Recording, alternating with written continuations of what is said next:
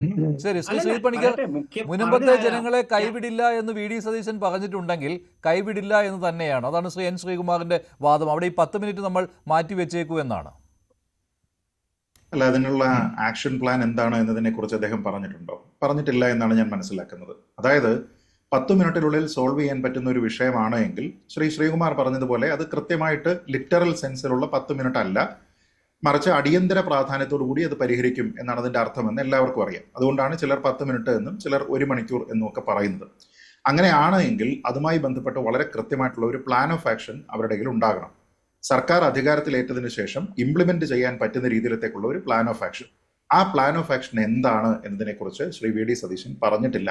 അത് തന്നെയുമല്ല, ആ ഒരു പ്ലാൻ ഓഫ് ആക്ഷൻ എക്സിക്യൂട്ട് ചെയ്യുന്നതിന് ഇപ്പോൾ ഉമീദ് പോർട്ടലിൽ ഉണ്ടായിരിക്കുന്ന രജിസ്ട്രേഷൻ ഏത് തരത്തിലാണ് വിഘാതമാകുന്നത് എന്നതിനെക്കുറിച്ചും അദ്ദേഹം പറഞ്ഞിട്ടില്ല.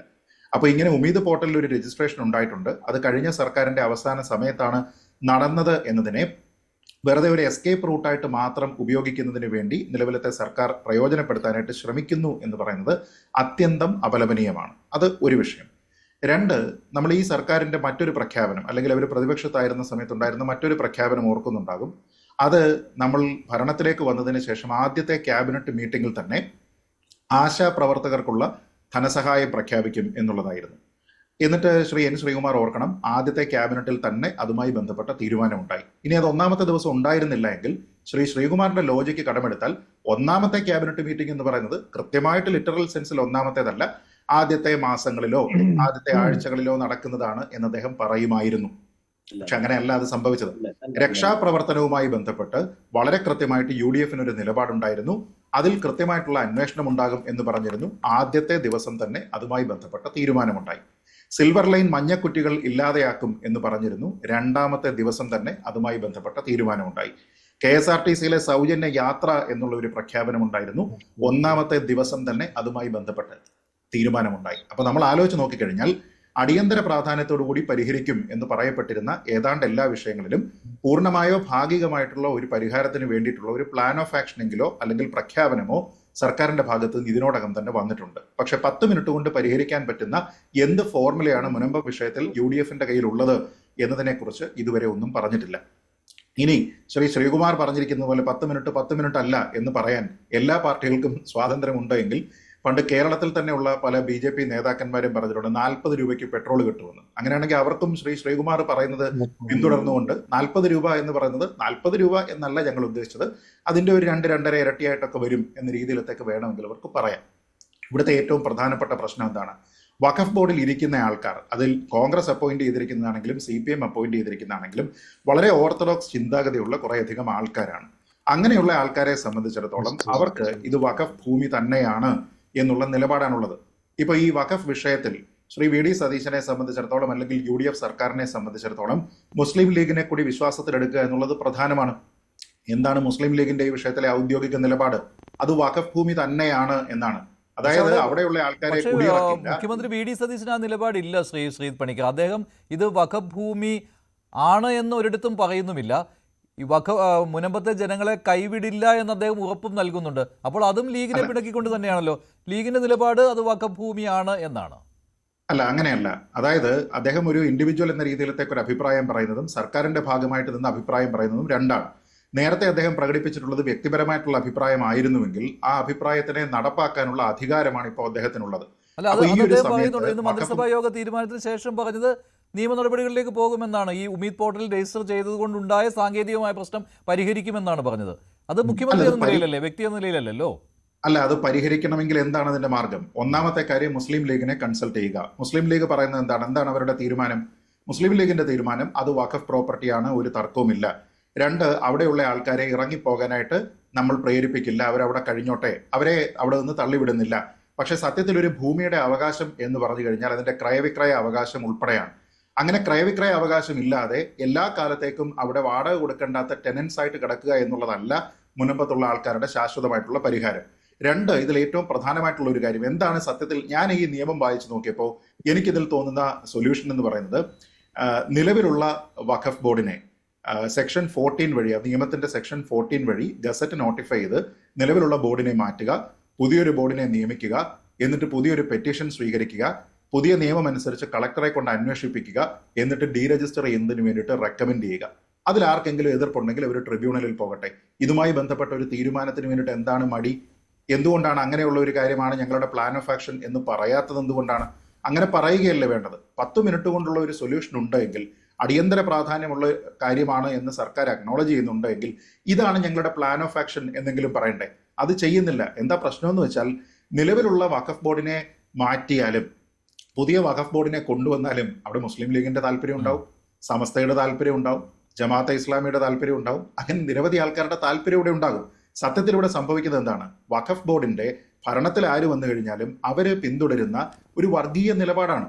വളരെ പ്രകോപനപരമായിട്ടുള്ള, നേരത്തെ ഫാദർ പറഞ്ഞതുപോലെ തന്നെ വർഗീയമായിട്ടുള്ള, മനുഷ്യത്വരഹിതമായിട്ടുള്ള, മനുഷ്യവിരുദ്ധമായിട്ടുള്ള ഒരു സമീപനം അവർ സ്വീകരിക്കുന്നു.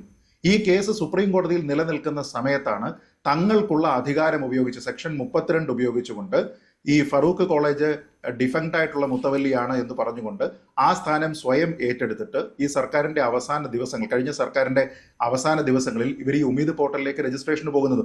അപ്പൊ ആ സമയത്തും സുപ്രീം കോടതിയിലെ കേസ് പെൻഡൻസിയിലാണെന്നറിയാം. അങ്ങനെ ആയിരുന്നുവെങ്കിൽ, അല്ലെങ്കിൽ അങ്ങനെ അവർക്ക് തീരുമാനമെടുക്കാൻ കഴിയുമെങ്കിൽ ഈ പെൻഡൻസിയിലുള്ള കാര്യത്തിൽ ജില്ലാ കളക്ടറിന് തീരുമാനം എടുക്കുന്നതിന് ബുദ്ധിമുട്ടുണ്ടോ? അൾട്ടിമേറ്റ്ലി നിങ്ങൾ ആര് തീരുമാനമെടുത്താലും, വഖഫ് ബോർഡ് തീരുമാനമെടുത്താലും, ട്രിബ്യൂണൽ തീരുമാനമെടുത്താലും, കളക്ടർ തീരുമാനമെടുത്താലും, സുപ്രീം കോടതി എന്താണോ പറയുന്നത് അതിനനുസരിച്ചിട്ടാണ് തീരുമാനമുണ്ടാവുക. എങ്കിൽ പിന്നെ ആ രീതിയിലത്തേക്ക് ഒരു താൽക്കാലിക ആശ്വാസം എന്ന നിലയ്ക്ക് അത് ചെയ്യാനായിട്ട് കഴിയും. അതെന്തുകൊണ്ട് കഴിയുന്നില്ല എന്നതിനെക്കുറിച്ച് അസന്നിഗ്ധമായിട്ട് അഭിപ്രായം പറയുന്നില്ല. ഒരൊറ്റ കാര്യം കൂടി പറയാം. നേരത്തെ താങ്കൾ പറഞ്ഞതുപോലെ, അല്ലെങ്കിൽ സൂചിപ്പിച്ചതുപോലെ, ശ്രീ വി ഡി സതീശൻ ഈ അഭിപ്രായം പറയുന്നു എന്നത് കോൺഗ്രസിന്റെ മൊത്തത്തിലുള്ള അഭിപ്രായമായിട്ടോ UDFന്റെ മൊത്തത്തിലുള്ള അഭിപ്രായമായിട്ടോ നമ്മളൊരു നിലപാടായിട്ട് ഇതുവരെ കേട്ടിട്ടില്ല.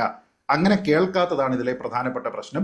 അങ്ങനെ ഒരു നിലപാട് UDFന് രൂപീകരിക്കാനായിട്ട് കഴിഞ്ഞാൽ, മുസ്ലിം ലീഗിനെ വിശ്വാസത്തിലെടുക്കാൻ കഴിഞ്ഞാൽ, മുൻപത്തെ ജനങ്ങൾക്ക് കൂടി തൃപ്തികരമായിട്ടുള്ള ഒരു നടപടി ഈ കാര്യത്തിൽ ഉണ്ടാകും. അതല്ല എങ്കിൽ ഈ 10 മിനിറ്റ് എന്ന് പറഞ്ഞത് 10 മണിക്കൂർ, 10 മാസം, 10 വർഷം.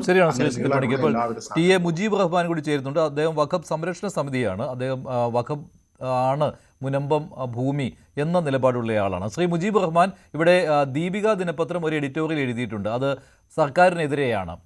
അത് ഇസ്ലാമോഫോബിയ പരക്കാൻ കാരണമാകുന്നത് സർക്കാർ ഇത്തരത്തിലുള്ള നിലപാട് കാരണമാണ്.